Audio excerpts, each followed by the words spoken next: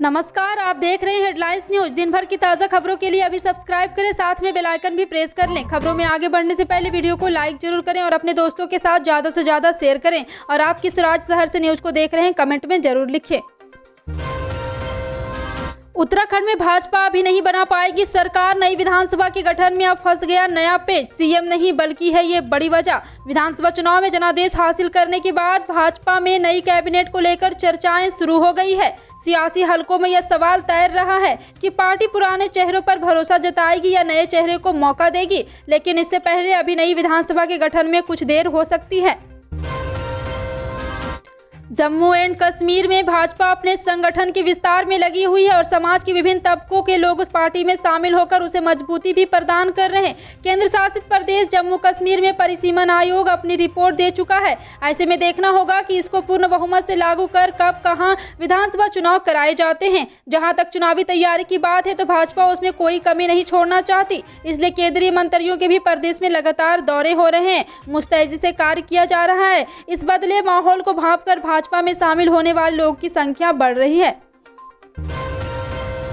उत्तर प्रदेश विधानसभा के चुनाव संपन्न हो गए, उसके नतीजे भी आ गए। भाजपा गठबंधन ने 273 सीटों पर अपना कब्जा जमाया। अपना दल और निषाद पार्टी से गठबंधन किया। बात अगर निषाद पार्टी की करें तो इस चुनाव में उसे 11 सीटों पर सफलता मिली। भाजपा के साथ मिलकर पार्टी ने कुल 16 उम्मीदवार उतारे थे।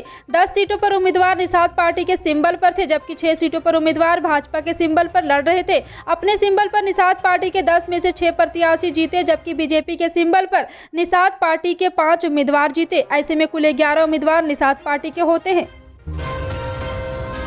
उत्तर प्रदेश विधानसभा चुनाव संपन्न हुए, लेकिन आपको बता दें कि समाजवादी पार्टी अपने गठबंधन सहयोगियों के साथ 125 सीट पर सिमट गई। हालांकि समाजवादी प्रमुख और पूर्व मुख्यमंत्री अखिलेश यादव करहल से जीतने में कामयाब हुए। वहीं रामपुर में आजम खान ने जीत हासिल की है। सूत्रों के मुताबिक अखिलेश यादव करहल विधानसभा सीट से इस्तीफा दे देंगे। इसके साथ ही खबर यह भी है कि आजम खान भी रामपुर विधानसभा सीट से इस्तीफा दे देंगे। इसका मतलब साफ है कि दोनों सीट पर आने वाले दिनों में उपचुनाव होंगे। मणिपुर में हाल में हुए विधानसभा चुनाव में 6 सीटें जीतने वाले जनता दल ने शनिवार को सरकार गठन के लिए भाजपा को अपना समर्थन दिया। हालांकि चुनाव में भाजपा ने बहुमत के लिए जरूरी सीट हासिल की है और वह सरकार गठन की तैयारी में जुटी है। और आपको बता दें कि जदयू ने एक बयान में कहा, मणिपुर की जनता के हित में जदयू ने सरकार के गठन के लिए भाजपा को समर्थन देने का फैसला किया है। बयान में कहा गया, जदयू भाजपा से पार्टी को मिले जनादेश का सम्मान करने और लोगों की आशाओं आकांक्षाओं को पूरा करने की अपील करती है। कांग्रेस पार्टी 5 राज्यों में आए विधानसभा चुनाव के नतीजों को लेकर चिंतित है। चुनाव के नतीजों पर मंथन करने के लिए कांग्रेस वर्किंग कमेटी की आज शाम 4 बजे बैठक होगी। 10 मार्च को जिस दिन चुनाव के नतीजे आए थे, उस दिन पार्टी के प्रवक्ता रणदीप सिंह सुरजेवाला ने प्रेस वार्ता में कहा था, 5 राज्यों के नतीजे कांग्रेस पार्टी की उम्मीदों के विपरीत आए हैं। हम मानते हैं कि हम लोग का आशीर्वाद पाने में नाकाम रहे। सोनिया गांधी ने परिणाम का आत्मनिरीक्षण करने के लिए जल्द ही कांग्रेस कार्य समिति की बैठक बुलाने का फैसला किया है। कांग्रेस के वरिष्ठ नेता अधीर रंजन ने पश्चिम बंगाल के मुख्यमंत्री तृणमूल कांग्रेस प्रमुख ममता बनर्जी पर निशाना साधा है। ममता बनर्जी ने 5 राज्यों में आए उपचुनाव परिणाम के नतीजों को लेकर सीएम ममता बनर्जी ने कहा था कि भाजपा से लड़ने के लिए सभी पार्टियों को एक होना चाहिए। कांग्रेस ने विश्वसनीयता खो दी, उस पर निर्भर रहना नहीं सकते। लेकिन आपको बता दें कि इसके जवाब में शनिवार को कांग्रेस के सीनियर नेता अधीर रंजन ने कहा, पागल आदमी को जवाब देना ठीक नहीं। उन्हें कहा, पूरा देश में भारत के कांग्रेस के 7 विधायक दीदी के पास है। कांग्रेस के पास विपक्ष के कुल वोट शेयर का 20% है, जो दीदी के पास नहीं है। राजनीतिक पार्टियों का एक दूसरे पर आरोपों की बयानबाजी जारी हो चुकी है, जिसमें कांग्रेस ने औपचारिक तौर से कहा है कि भाजपा राज्य में विधानसभा चुनाव जीतने के बाद अपनी क्रूर उग्रवादी नीति के षड्यंत्र से अपने मनमानी पर उतर आई है, जिससे कि सरकार जनता के हित में ना होकर बल्कि गलत फैसले ले रही है। पंजाब में मुख्यमंत्री पद की शपथ लेने से पहले ही आम आदमी पार्टी नेता भगवंत मान ने बड़े फैसले लेने शुरू कर दिए हैं। मान के निर्देश पर राज्य सरकार ने कई वीआईपी और बड़े नेताओं की सरकारी सुरक्षा पर कैच चला दी है। इस एक्शन से इशारा साफ है कि आने वाले दिनों में सूबे में कई अहम बदलाव देखने को मिल सकते हैं। ओडिशा के चिलिका विधानसभा क्षेत्र से बीजू जनता दल के निलंबित विधायक प्रशांत जगदेव ने अपनी गाड़ी से चुनाव के लिए जमा हुई भीड़ को रौंद दिया। इस दुर्घटना में करीब 23 लोग घायल हुए, जिसमें ड्यूटी पर तैनात एक महिला पुलिसकर्मी समेत 7 पुलिसकर्मी गंभीर रूप से घायल हुए। घायलों को नजदीकी अस्पताल में भर्ती किया गया। हालांकि इस हादसे के बाद गुस्साए लोगों ने विधायक की गाड़ी को पूरी तरह क्षतिग्रस्त कर दिया, साथ ही विधायक के साथ भी मारपीट की है।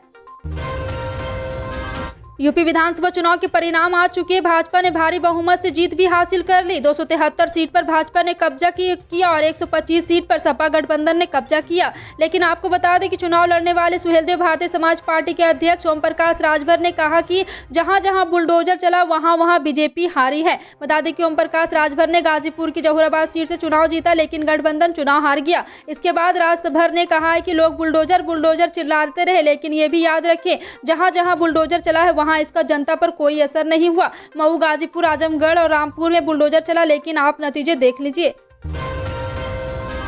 विधानसभा चुनाव नतीजों के बाद प्रमोद सावंत ने गोवा के मुख्यमंत्री पद से इस्तीफा दे दिया है। प्रमोद सावंत ने राजभवन पहुंचकर राज्यपाल PL पिल्लई से मुलाकात की और अपना इस्तीफा सौंप दिया। इसके साथ ही नई सरकार के गठन का मार्ग प्रशस्त कर दिया है। भारतीय जनता पार्टी के सूत्रों के माने तो प्रमोद सावंत ही गोवा के नए मुख्यमंत्री होंगे।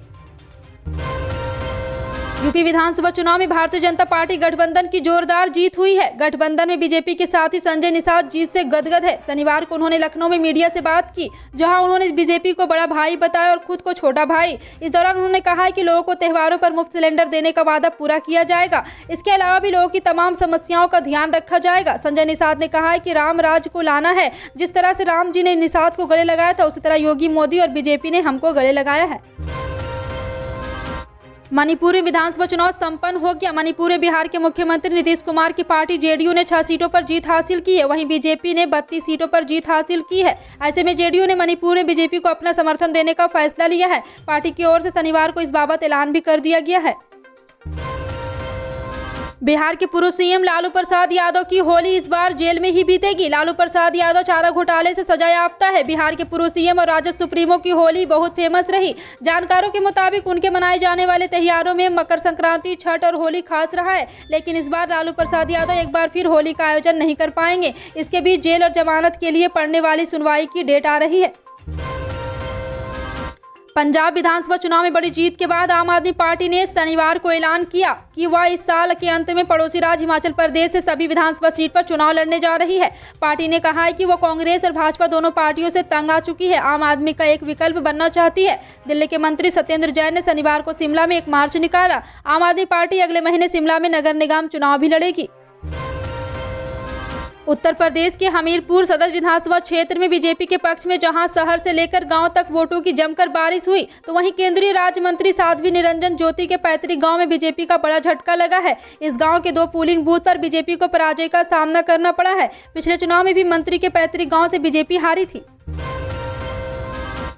यूक्रेन रूस युद्ध के कारण देश भर के वायदा बाजारों में महंगाई बढ़ती जा रही। सोना, चांदी, भवन निर्माण सामग्री के साथ देश भर में खाद्य सामग्रियों के दाम में बड़ा उछाल देखने को मिल रहा है। इसके साथ ही सरसों के तेल के भाव भी लगातार बढ़ते जा रहे हैं। हालांकि उत्तर प्रदेश के तेल बाजार में सरसों के तेल के भाव अभी भी अधिक स्तर 210 रुपये से 46 रुपये कम, यानी कि 13 मार्च को 167 रुपये है।